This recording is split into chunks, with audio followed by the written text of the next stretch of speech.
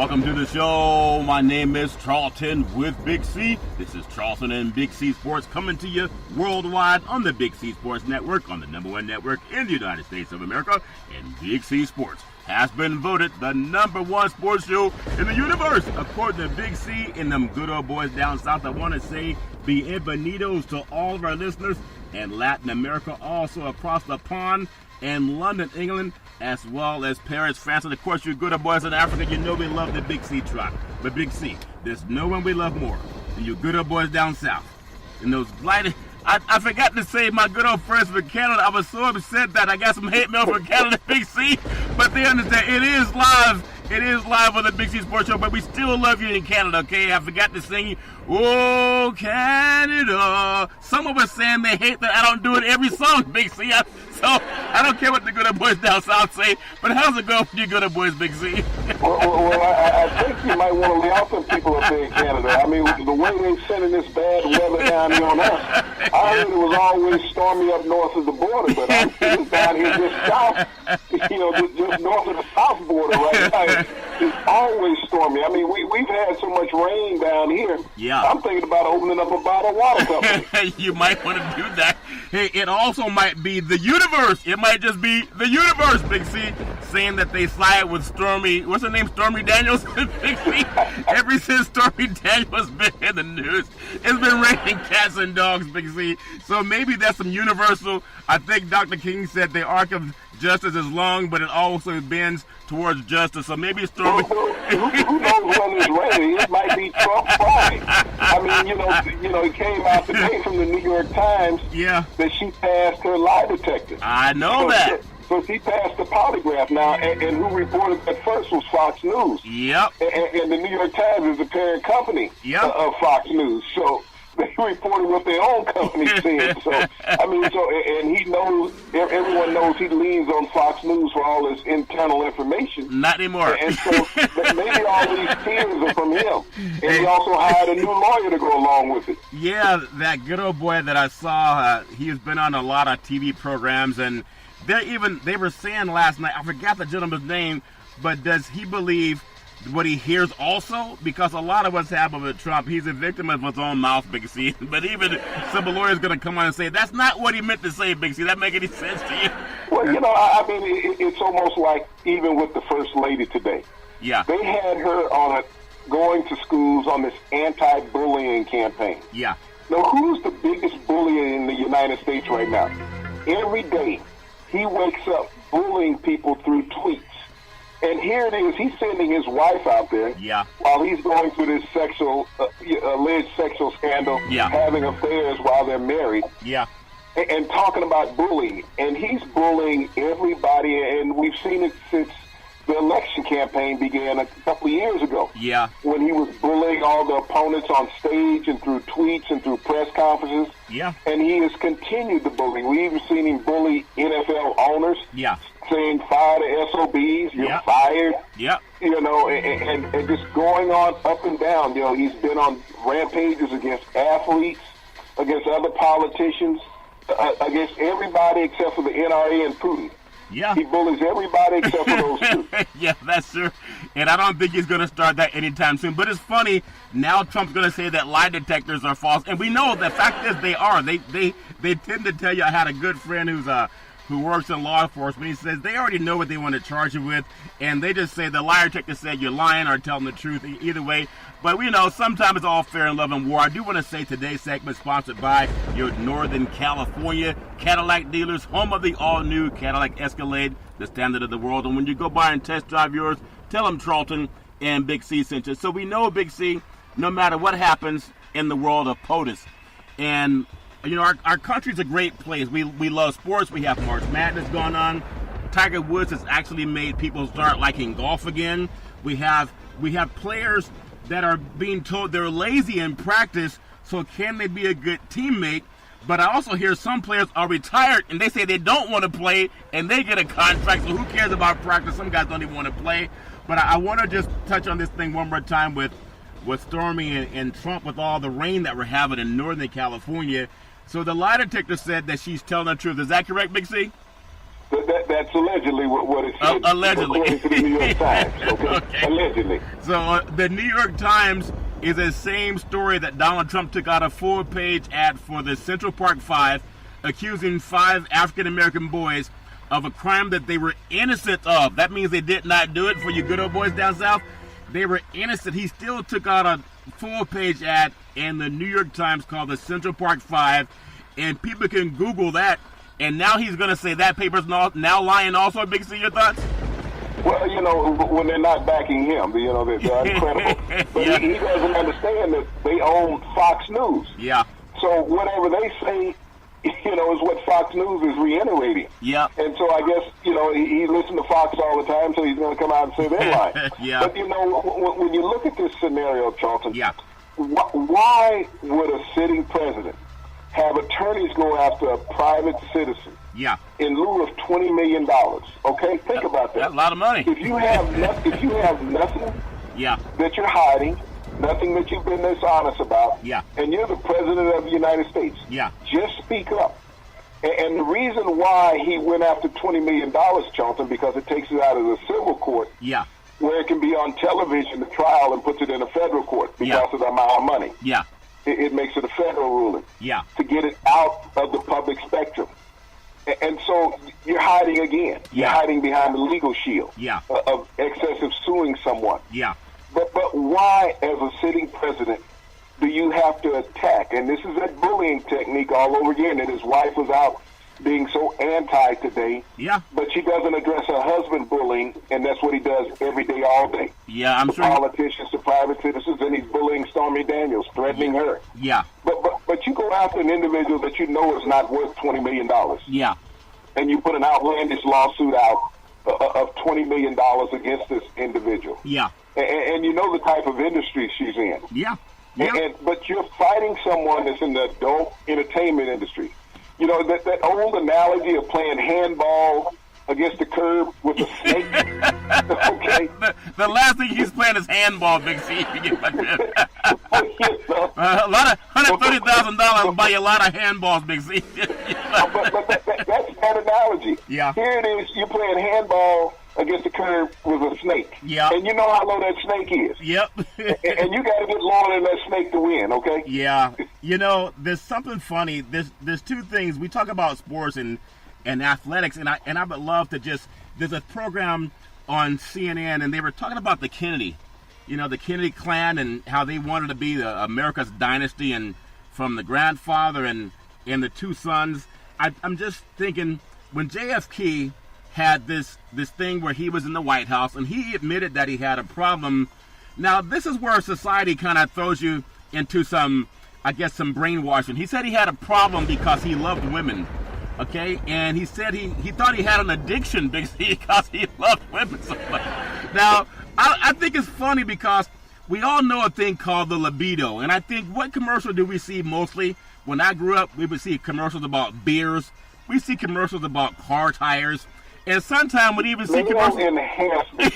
Yeah. I mean, there are more male enhancement commercials on television now than there are car commercials. I think agree. about it. Yeah. I grew up in an era where the car was the big commercial on television. That's what everyone pushed. Yeah. Ford, Chrysler, Chevy, GM. Those are the commercials that you saw. Yep.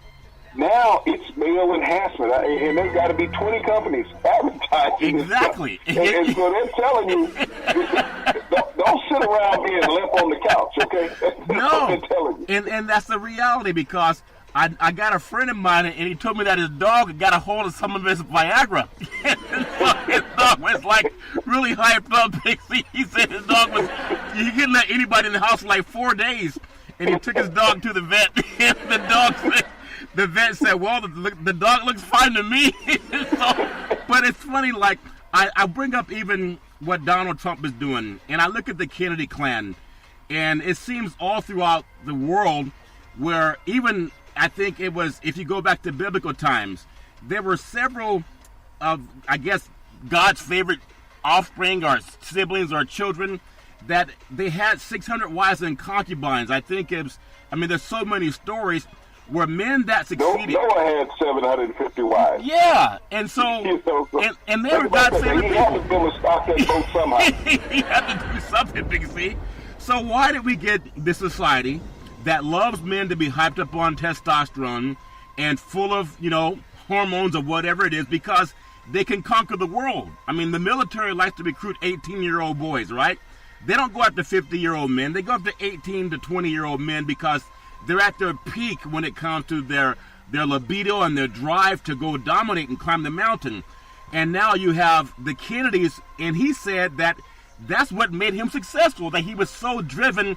Why have we demonized that now, Big C? Because we know it's true, Big C. Your thoughts?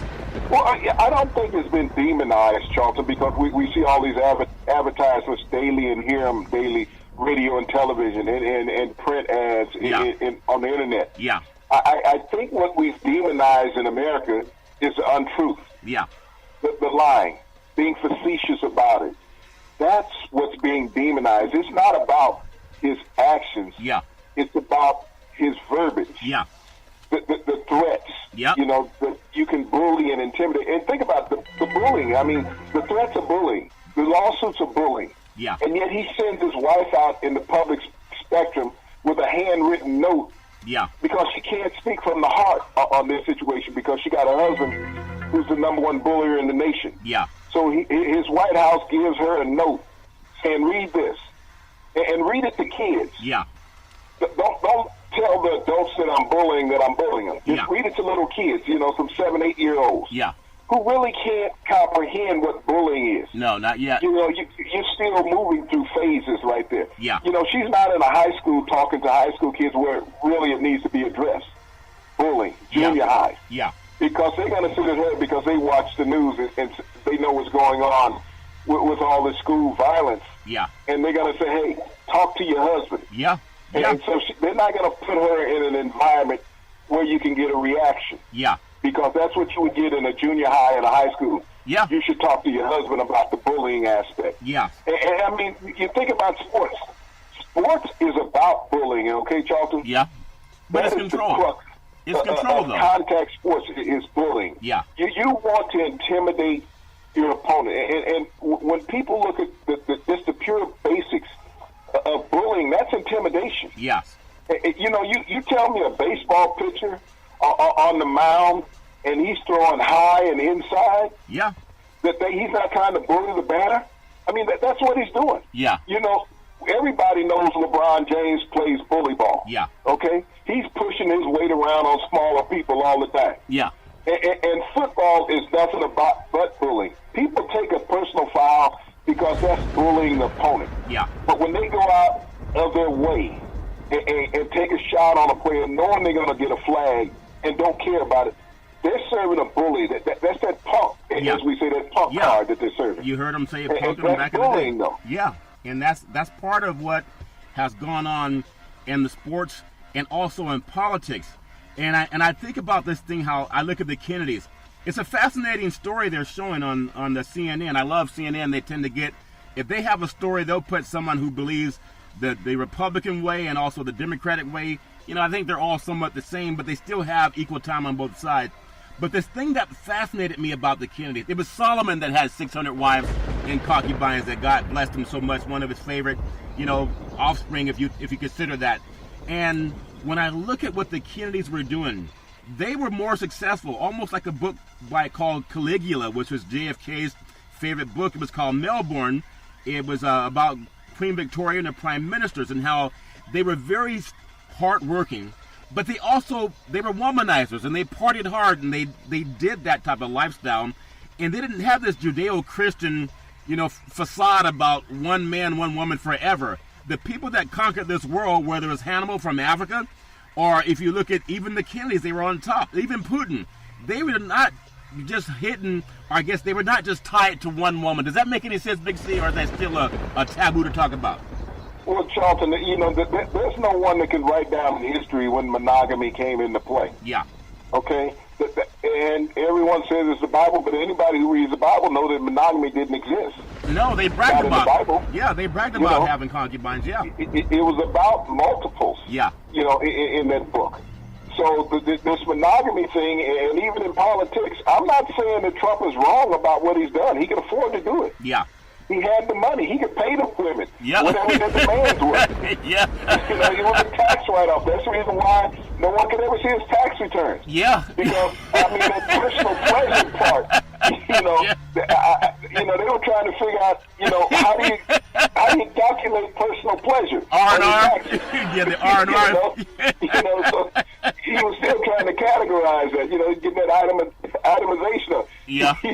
We're not criticizing about his social life. No. We're criticizing about his candor. Yeah.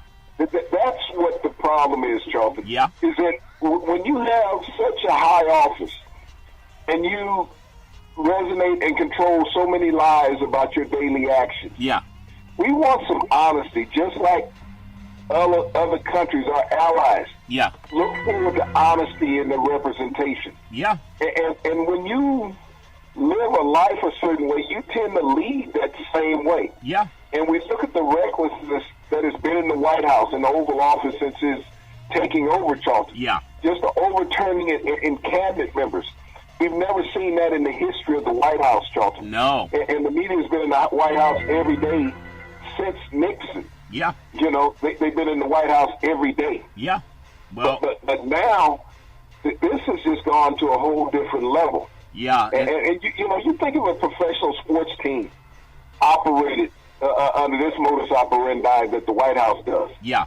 Yeah. What type of fan base would be left? Yeah. Of those people who have to work hard, pay their money, that every time you turn around, there's 2 or 3 players gone, starting players. Yeah. Not reserve players, but starting players. Yeah. And they say, well, we haven't got the group that we wanted here yet. Yeah. We're still tinkering. We can't figure it out. So we're going to cut these 3 starters this week. Yeah. That's true. And so that's where the problem is. And so when we think about the dishonesty that's gone on, and we look at the number of staff members that have been let go based on dishonesty. Yeah. They're like, we doing what the boss does. Yeah. Why are we getting fired? Well, you think about this. I mean, Donald Trump has been what I've heard some rappers even say this, and Donald Trump has been anathema to Black African Americans. I guess you could call the Black Lives Matter, social justice, people that wanted equality. There were times when he interacted with guys like Quincy Jones, and he was part of that industry, that movie entertainment industry. He was part of that kind of Quincy Jones clan at the time, Big C. We know he's had, many athletes that he came in contact with when he had the USFL. He's always had an affinity for black athletes, but not necessarily black mainstream, because the black athlete was someone that was for the most part rich and famous, and he also loved the photo shots. I remember there was one time when he had a photo shoot with Kanye West, and Kanye West had some asinine statement that he could be president, and he liked Donald Trump. But Donald Trump, number one, Donald Trump was in a $3,000 suit, and Kanye showed up in a sweat jacket, and that's just not the clan that Trump hangs around. But I want to ask you this question about what makes men successful. And I know women may or may not agree with this, but it's real talk, so we got to go there. For the men who write these Viagra commercials and the companies that own them, I'm sure their shareholders are for the most part men, Big C, whether it's Cialis or anything else. And if we go back to biblical times, Solomon 600 wives and concubines. Noah had lots of wives and concubines. So the dominant men in the world, the most dominant men in the universe, they had something that appealed to women. Now, we're not condoning anyone, doing anything to take advantage of someone. But I'd be hard-pressed to find the woman that wants to find the most downtrodden, the man that's the most down on his luck, no money, broke, can't do anything. I don't think he has many suitors, Big C. That make any sense?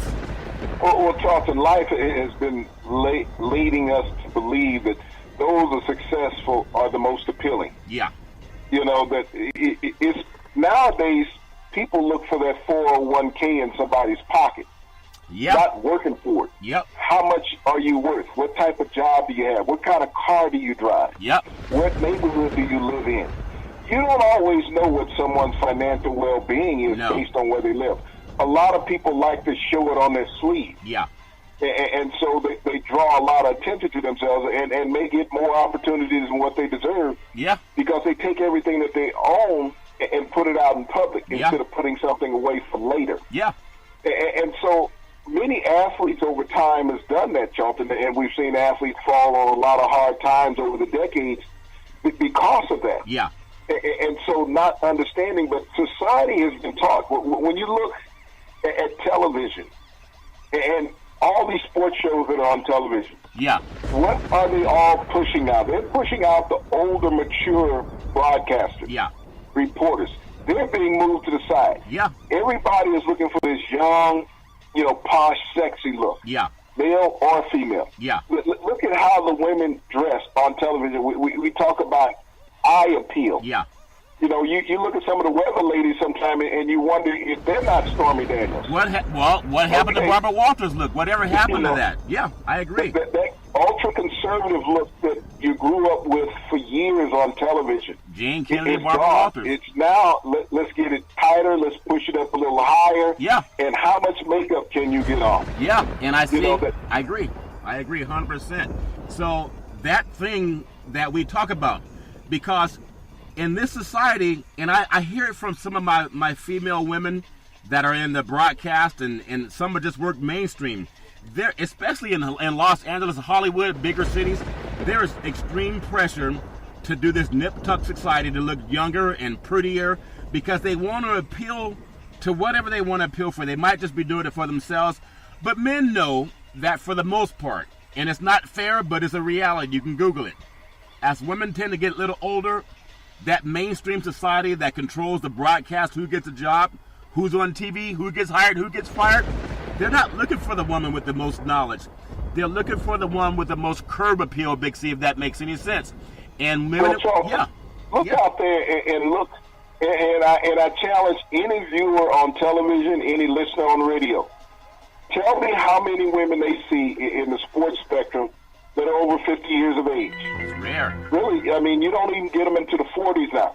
But look out there and think about the women that you saw in the 80s that were doing broadcasts on television. They don't exist any longer. No.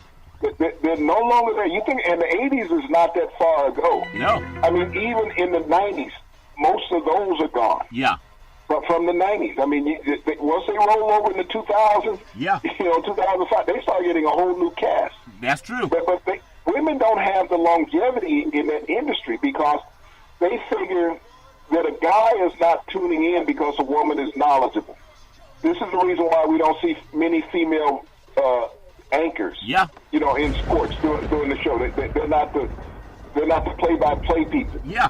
We don't get that far from a female perspective because they figure that a guy is only watching television and a sports program, one of the highlight shows, to see what she looks like. Yeah, that's a good point. And I guarantee you right now, other than one that you see, that there's no women over 40 doing any of these broadcasts, Charlton. Yeah, I agree. That's bullying. You bully these women out of the industry. Yeah. Yep. Because they said, well, you're not appealing to that 18 to 24-year-old that we're trying to get. That 18 to 24-year-old could care less about what he sees on TV unless it's a reality show. Yeah. That's it. Yep. He wants someone completely scandally clad. Yep. Not somebody, that's clothed. He wants somebody that's half clothed. Yep. That's what he's looking forward to. And I think he's not looking to a sports show to learn anything. Yeah. And I think a lot of the times for the men and women, and I look at the Donald Trump syndrome and the JFK syndrome, they've been they've been pretty high up. When you become president, you're pretty high up. There's a lot of presidents that had their wives and they had their girlfriends or their assistants or whatever it is. And that's real. Go back to Franklin Roosevelt. Yeah. Okay? Yeah. Considered the greatest president of all time. FDR. Who did he die with? Jesus. When he passed away, who was at his side? I think that was I thought it was Mother Teresa, Big C. Was I wrong about that? He was in Warren Springs, Georgia. Yep. With his mistress. Yeah. His wife, Eleanor, was at the White House. Yep. He went to Georgia and passed away with his mistress in Warren Springs. Yeah. His wife was in Washington. Yep. He spent more time with his mistress than he did his wife. And everybody considered him the greatest president of all time. Yep. Because he was always relaxed. only four-term president we've ever had. Yeah, and he was very relaxed on the job from what I understand, Big C. So I want to bring it in to real talk because I want to get to this realness about, I mean, we're probably the only show that'll do this. And I know that this thing about men and women and how we interact, we're just asking for consensual behavior. We're not asking anyone to bully anybody. No man wants to be bullied. No woman deserves to be bullied. Charles, think about this. Yeah. What we're talking about with the president, what happened with Louisville and Rick Pitino? I know. This is the same thing. Same thing. And not as much money. No. We're talking $2,000 at Louisville. We're talking $130,000 at the White House. That's inflation, Big Z, okay? $2,000 at Louisville, Yeah. and we're talking a party. Yeah. You know, Yep. multiple people there. Yeah. And we're talking about one individual Yep. receiving $130,000. Well, And yeah. so, and here it is that, you know, you think about how bad Rick Pitino was treated. Oh, yeah. Not only by the university and the media, Yeah. and it was an everyday thing. And he wasn't even at the party. No. You know, he wasn't even there. Yeah. And so Rick Pitino, what started his downfall were these escorts coming in with recruits. Yeah. And, you know, a couple $1,000s being spent over this time. Yep. And so you look at the White House, flip the script, you got a guy spent $130,000 on. Relax. And I don't even know how long this lasts. You know, R&R, Big Z. It's called R&R. You said a dog ate the Viagra, so who knows?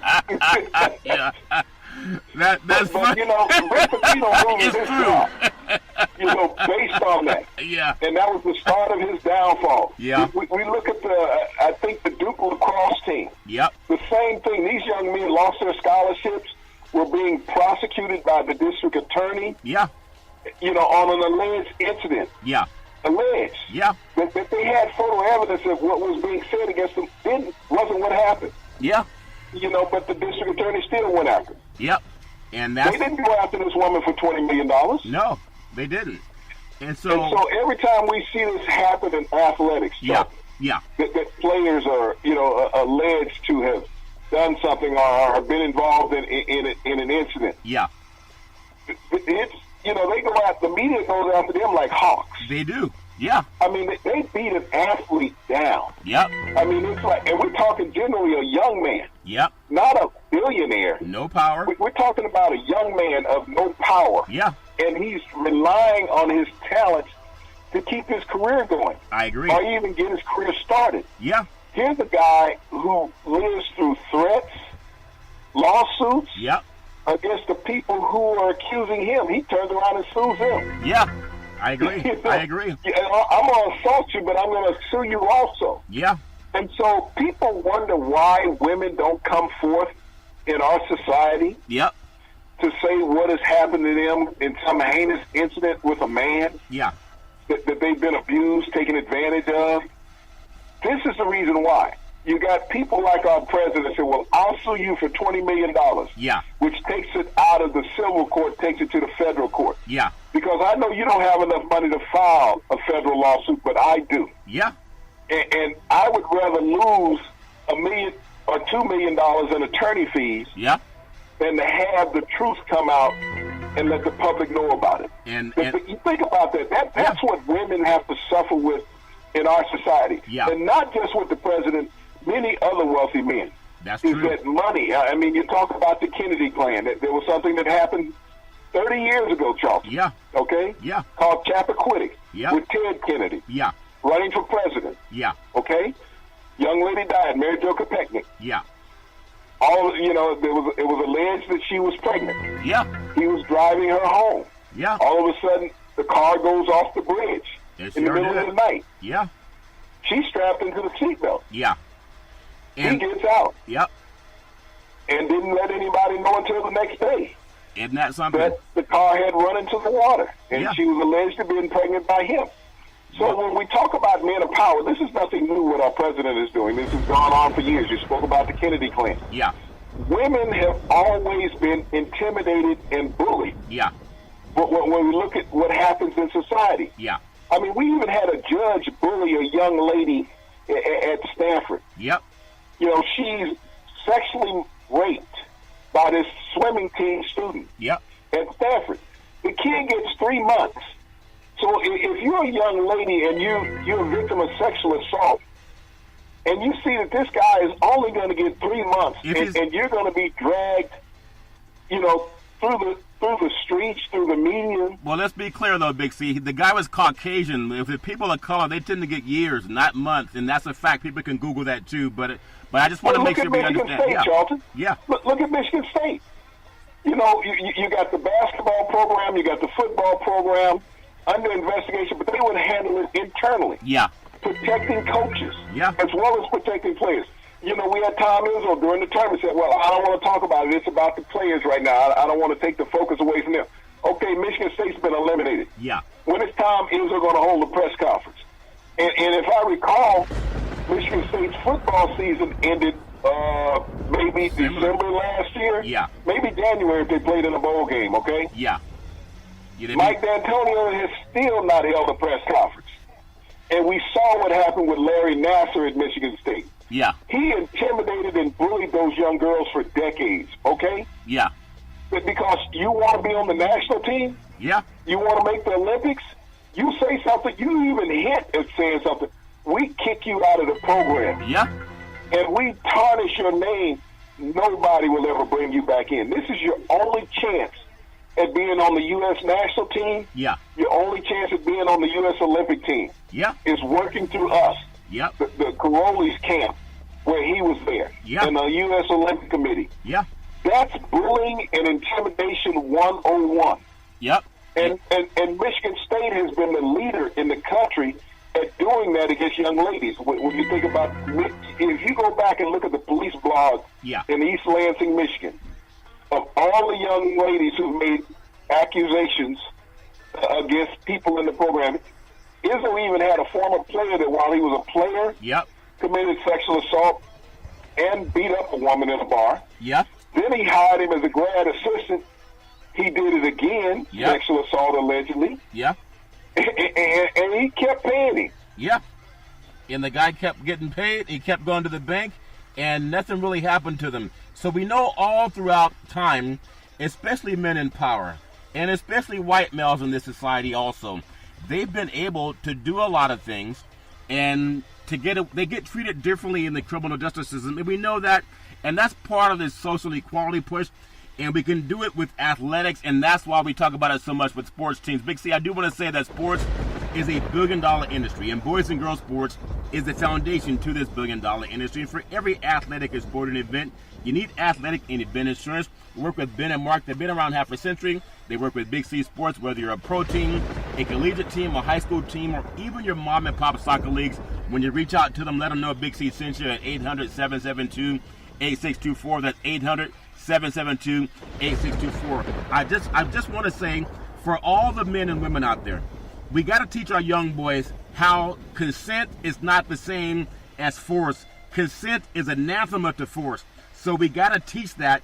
And even for the women, our female broadcasters, I know they're going to do whatever they want to do, but sometimes there's something that we have to make sure they stand up for themselves and for other women who may not have the voice that they have. And that's one thing I love about Big C Sports. Big C, I do want to touch on something that I think is just as important as what we're talking about. I know there's another one of our brethren that was in the news, Spencer Haywood, and talking about the NCAA. And we talk about the power structure that predominantly is owned by white men, so they're the ones who can change it. But I think he lamented something to the point that the NCAA and race have an issue to some of our history that's considered America's greatest sin. Big C, your thoughts? Well, Spencer Haywood, was very poignant in his comments. He's saying that the NCAA is likened to slavery, which is true. They are making all the financial gain off the backs of many young African-American athletes. And I'm not saying that there's not a participation from white athletes. About 10%. But we've all looked at this landscape of this NCAA March Madness tournament. Yeah. And it's been 80% minority from what I've seen. Yeah. If not even higher, Charlton. Yeah. When we look at the participation. Yeah. Now, Spencer Haywood knows firsthand. And many people that listen don't know who Spencer Haywood is. And I can guarantee you there's not 5 kids playing in the NCAA tournament that know who Spencer Haywood is. Yeah. Spencer Haywood was at the University of Detroit. As a freshman, he sued the NBA for early entry into the NBA draft on hardship. Yeah. Spencer Haywood created the early entry into the NBA with an antitrust lawsuit. Yep. And that's how he was able to get into the NBA prior to his graduation class. Yeah. He is the first player to do it. And I guarantee you there's not 20 players in the NBA who know who Spencer Haywood is. He's a history lesson. Yeah. He was there before they were even born or thought of. Yeah. But Spencer Haywood knows firsthand of the ownership of the NBA and its inclusion is that it is about owning people. Yeah. It is about the NCAA owning people. We talked about that just the other day, Charlton, when we talked about when a coach leaves a program, why aren't the kids able to just leave the program also? You spoke about that they walked in and promised their parents that he's going to be their dad for the next 4 or 5 years. Yep. Make sure they get a quality education as well as play sports. Yeah. And then he leaves them. Yeah. I mean, I think in societal circle it's called child abandonment. Yep, it is. You know, but these coaches don't get charged with that. But, you know, Spencer Haywood, when he said that the NCAA was likened to slavery, he was true about that because the NCAA did not want to let him leave early. Yeah. Because he was making money for that institution. He was one of the best basketball players in the United States when he was in college. Yeah. You know, the NBA didn't want him in the league because they knew if he came into the league, most likely there was going to be a white guy that was replaced. Yeah. Because the league was dominant white in that era, in the 60s. Yeah. Okay? Yeah. It wasn't dominant black, it was dominant white. Yeah. And so every time a great black athlete came along, he generally replaced a white athlete. And they could see that spectrum change back in those days is that the more we allow in, we can't sit them on the bench. We have to play them. Yeah. Because they changed the dynamics of the game on the college level. Yep. They changed the dynamics of the game on the professional level. And but, making those comments, and there was a lot of people in the media saying, why do you want to have to go back to such a bad time in America? Who created that bad time in America, Charlton? Yeah. You think about that. We're right now in 2018. Yeah. Okay? 50 years ago, Dr. King was marching. Yep. For what they're still fighting for today. Yeah. Equality and opportunity in America. Yeah. We look at our professional leagues in America, where are the black owners? They don't exist. People will say, well, Jordan owns part of Charlotte. As they say, a piece. Yeah. He's a minority owner. Not the majority. Yeah. He's a minority owner. He's the face of some guys with a whole lot of money. A whole lot of money. Yeah. That's what he is. So when we talk about equality, why is it that they will not let blacks own a professional team in any major league in America? Yeah. Baseball, basketball, football, hockey. Why will they not allow blacks to pool their money, and there's some wealthy blacks, yep, to put their money together to become sole owners of a franchise? Well, because they're kept out by the white wealthy owners, Charlton. Establishment, and that's a good poignant part. We've talked about it before. Sometimes things we talk about tend to come true. That's why I keep saying we got that $400 million lot or whatever it is. That should come true too. But I just want to bring up, we started talking about powerful men and how they've dominated the world going back to the Egyptian Empire 5,000 years ago. They built those great pyramids. We have some in South America. We have all over the world where people have been able to dominate and be the paragons in their society, the mavericks in their society, the ones who built up this great empire that we call the United States in the industrialized world. I think about Steph Curry right now, and how does he equate to someone like the Kennedy clan or any of the great presidents who exercise their power to do what's right and sometimes wrong? Big C, we brought it up, ownership, what Spencer Haywood is talking about.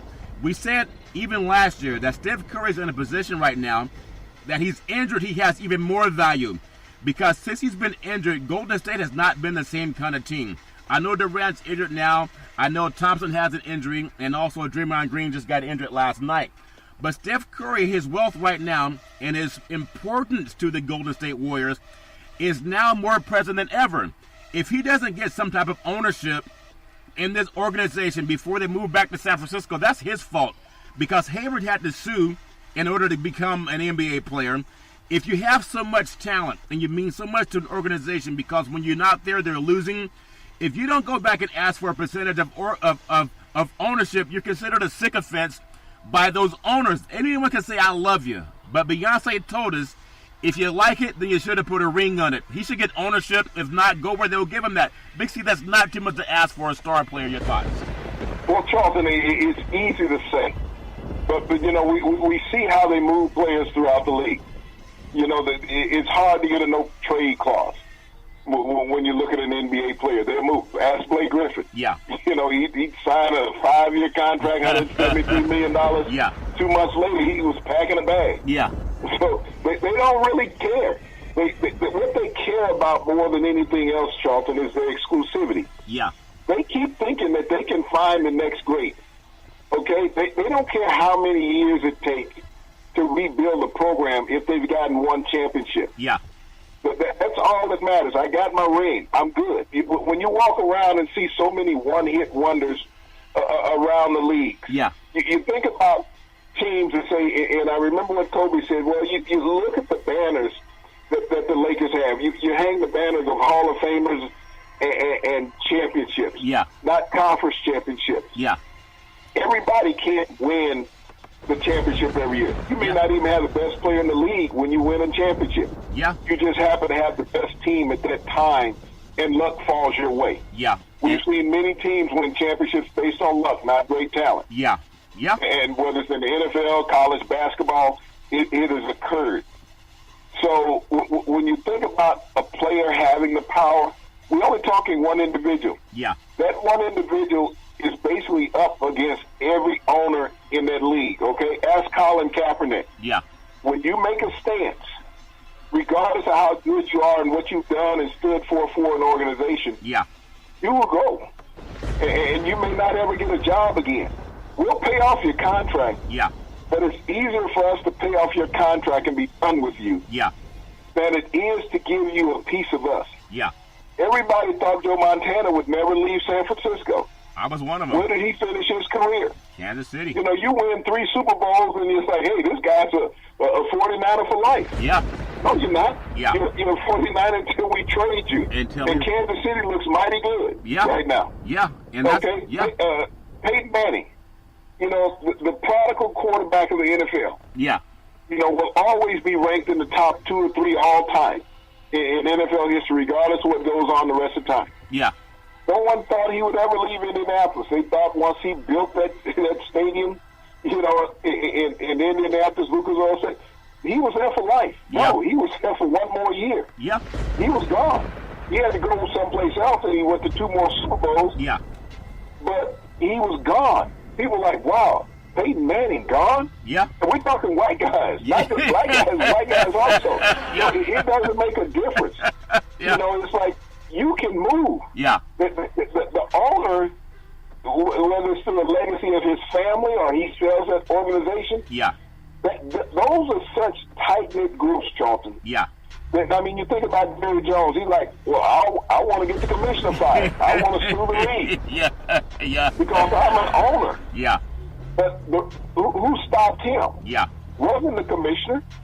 There was 31 other guys that said, Jerry, we got money like you do. Yeah. And we like what this guy has done for us since he's been, you know, running our business, since he's been the CEO. Yeah.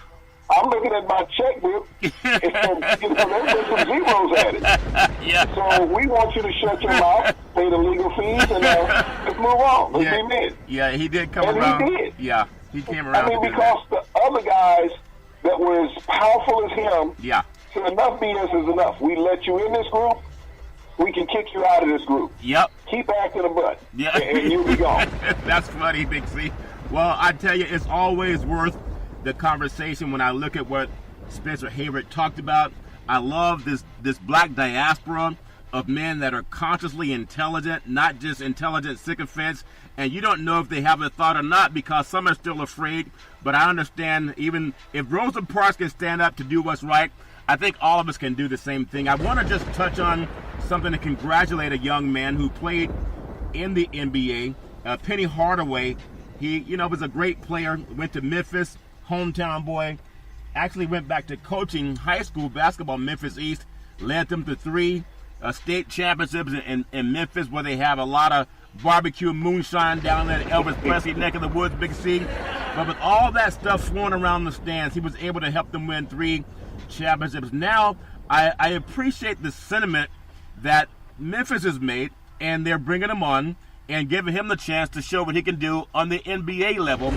And I love his mentality. He didn't talk about rebuilding anything.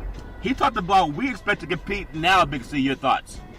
Well, Charleston, you get rid of one black coach to hire another black coach. Yeah. And, it's ironic that that's the only way you can get a job. Yeah. But Penny Hardaway is a darling son of Memphis. He went to the University of Memphis. Yeah. He was the 3rd overall draft pick in the NBA draft when he came out. He teamed with Shaq down at Orlando. They went to an NBA final against the Houston Rockets back in the 90s, and people thought that was going to be one of the next dynasties in the NBA. Yeah. He was very marketable, had his own commercials and everything. Yeah. With the little penny doll, with Chris Rock, remember. doing the voice of it, chasing Tyra Banks all over town all the time. Actually, he was a stalker. Yeah. So, Yeah.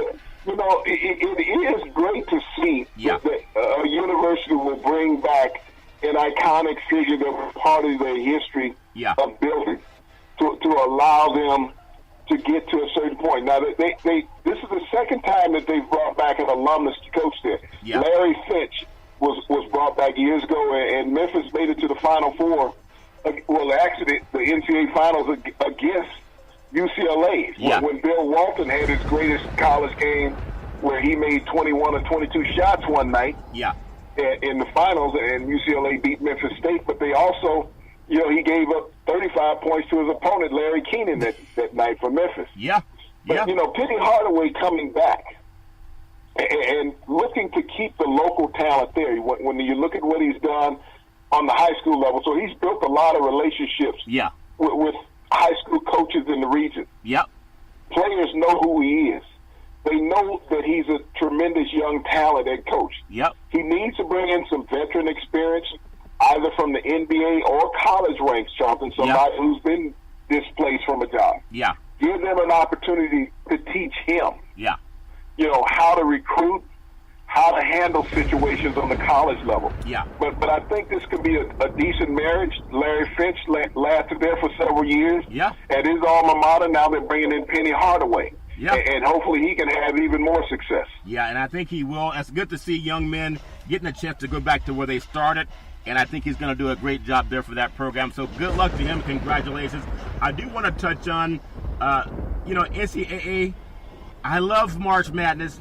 I know we have such talk of what players going to go on and do great in the NBA and what players going to do great and maybe do great at the NCAA level, but not necessarily when he plays against, grown men in the NBA. So a lot of guys like Hardaway, I remember he had that knee injury, Big C. And for him, he didn't just walk and fade into the sunset. He went back to where he came from and helped young boys become better men. And so congratulations to him, and hopefully he'll have a lot of success going forward. And I also want to touch on a little bit of hockey, Big C, before we hit on some NBA. Clarkson and the NCAA hockey versus Colgate. I mean, we think about hockey, we think about the NHL. But there are a lot of hockey programs all over this country that do a good job. And when you look at Clarkson and Colgate last night, that's great for college hockey, Big C. Your thoughts? Well, you think about these young ladies, and you got to mention that this is ladies hockey, Charlton. Yeah. On the NCAA level. And Clarkson has won his second consecutive NCAA title, beating Colgate in the 3rd meeting of the season. Not only that, Charlton, they had to go into overtime. Yeah. This is a team that won 5 overtime games, Charlton, this past season. Yeah. And when you think about that, you played 3 periods of hockey, and it wasn't enough. Yeah. And here in the tournament, you've had back-to-back games where you had to go into overtime to win the title. Yeah. And so great, kudos to these young ladies of Clarkson University winning consecutive NCAA titles, Charlton, on the women's division of hockey. On frozen ponds, as they would say. Yep. Frozen enough. That's fair. So congratulations to that, to the ladies. And then in wrestling, I know Penn State, with their football resurgence, we know all the horrible things they went through when Joe Paterno was there, and and Sandusky and all that horrible stuff that happened at Penn State. But I even look at their wrestling program. They're a pretty solid program in Pennsylvania. They're not just known for football anymore. They actually captured a wrestling title.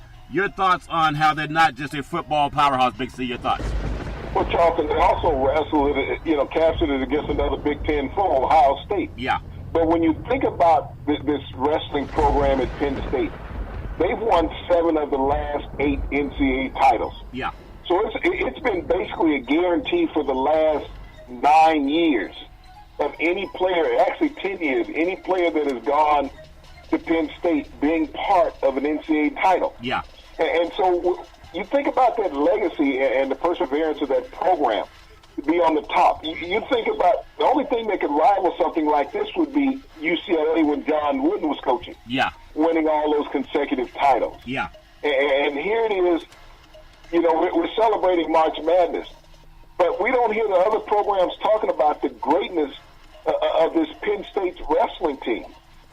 7 of the last 8 years that you won the NCAA men's wrestling title. Yeah. And we're talking about a team. And so you think about all these young men in these different weight classes, that year after year that they've been shackled with an NCAA title. Yeah. We look at Alabama. Think about how much Nick Saban has been celebrated. Yeah. And he's won, 5 titles now? Yeah. And they're saying he's the greatest coach of all time. Yeah. We look at Mike Krzyzewski. I think he's won 4 at Duke.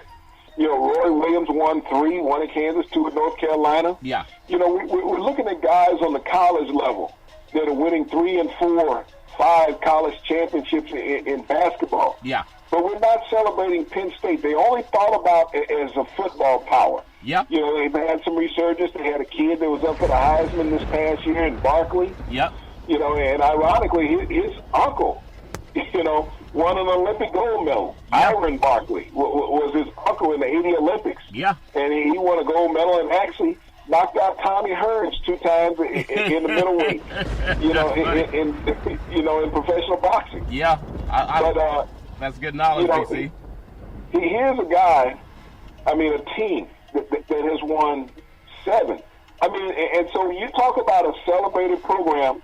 Only thing right now that's parallel to that in college sports is Gino Auriemma and the University of Connecticut's women's basketball team. Well, I think if UConn got their women's basketball program into March Madness, they could probably beat the men, Big C. I think about it's happened before in tennis when you look at Billie Jean King. I would love to see, even if they had a game that was for charity, but I don't think the male ego could survive if UConn knocked them off by 20, Big C. If you thought that would be the case, that would be must-see basketball.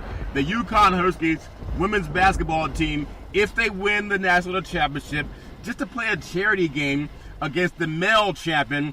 And, we hear this Me Too movement, Big C. I wouldn't be too surprised if the girls beat those men in that contest. I do want to touch on a few things that are happening in the world of the NBA. Kevin Love comes back last night and has a really good game, Big C. Went for 18 points, and I think he had about 7 rebounds, and they won the game. He only played 25 minutes, but I know LeBron James went for 40 versus Antetokounmpo and kind of showed them that I'm still king. I think they both saw the Black Panther, Big C, but LeBron James is more like the Black Panther in that movie. Has everything he needs but a mask. But I want to get your thoughts on Kevin Love coming back to Cleveland. I know Toronto's still a team that's going to be very difficult to beat, but it all depends on how Las Vegas or the officials want it. Your thoughts on Cleveland getting Love back, Big C? Well, he's always going to help, Charlton. What he does is he spreads the floor more. They got him playing the 5, so now you got a big man that can shoot, who can take it out beyond the arc. And so that's going to bring, that guy from underneath the basket. Kevin Love has always offered. You think about Cleveland early in the year. That's where he started, playing the center position. Yeah. And then they were very effective offensively. When Thompson came back and he was moved back to the 4, all of a sudden the chemistry was changed on that team, and they just weren't as effective offensively. Yeah. But Kevin Love will help this team. He's always been one of the better shooters in his entire NBA career. Yeah. So what Cleveland needs more than anything else, Charlton, is a win streak. Yeah. Until they put together 4 or 5 wins, no one's going to take them seriously, okay? Yeah. Now, we look at the regular season, which is a lot different than a playoff playoff series. Yeah. Where you only have to win 4 or 7. And you think about it, that's basically the pace that Cleveland is playing at this season. Yeah. They're playing series where they're you know, their road trip, they were 3-3. Yep. They come back home, they win their first game. That's 4 or 7. Yeah. They've won 4 of their last 7. So when you look at how the team is built and how the chemistry is playing out, they are built to win series. They're not built to win the regular season. Yeah. They're built to win series. Yep. I tell you what, they looked real good last night. And, I mean, it all depends on who gets hot down the end. But I'm really impressed with LeBron James. It seems like, I think he's been the Eastern Conference Player of the Year for like 60, or Player of the Week like 60 times in his career. And he still has a good 5 years left in him at a dominant level, depending on, you know, staying healthy, of course, and he should be able to do that. I want to look at the game. I don't know why you sent me way up here to the northwest. I love Portland. It's a gorgeous city, but, man, it's been raining all day. And, I mean, every now and then it stops raining for about maybe 2 minutes, Big C, but outside of that, it's raining. But Motor Center is gorgeous. The crowd's crazy. There are a lot of people that are really excited for the game tonight with Houston, them good old boys from Texas coming up to the Great Northwest. I think they got an ambush waiting on them good old boys by the name of Damian Lillard and also C.J. McCollum. I know that Lillard he's the king of Oregon right now. You can call him the Black Panther of Oregon, Big C, the way that good old boy is really handling things on the court. Chris Paul, James Harden. The MVP talk is one thing, but Lillard's kind of like the guy with a chip on his shoulder.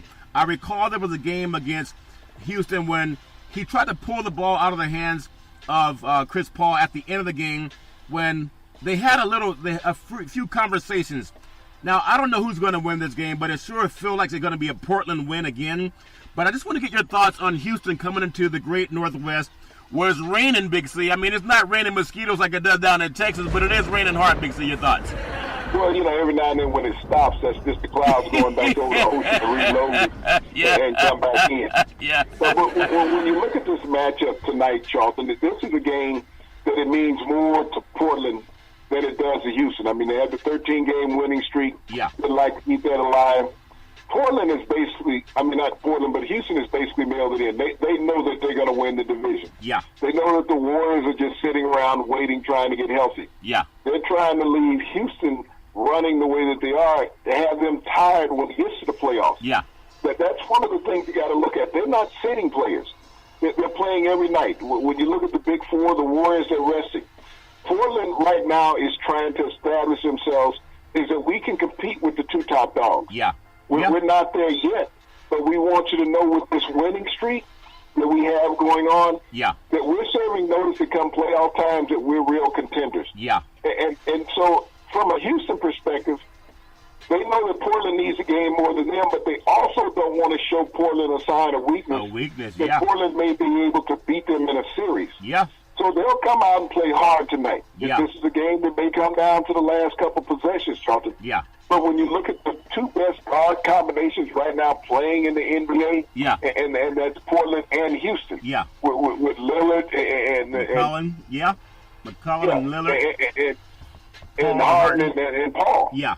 So you know this is what you're looking at, and we've talked about the Western Conference that is run by guards, even in Utah. Yeah. That team is led by a guard, you know, just like in old Don Stockton days. Yeah. But, you know, the West is the slick shooting speedsters. That's where it is right now. The gun shooters coming in to the flower. There's a lot of roses up here. I see why they always have a lot of water up here. It's like Cool Mobile, the Wild Wild West. You know? Yeah, that's so true. So tonight, NBA, Toronto favorite by 10 over Orlando. New Orleans and Dallas is a 1-point favorite for New Orleans. Minnesota's favored by 3 over the LA Clippers. We have Boston and OKC. That should be a dynamite game in Boston. Oklahoma City, I really like the way Westbrook plays, and Kyrie Irving's a little bit banged up. Utah's favored by 13 over Atlanta.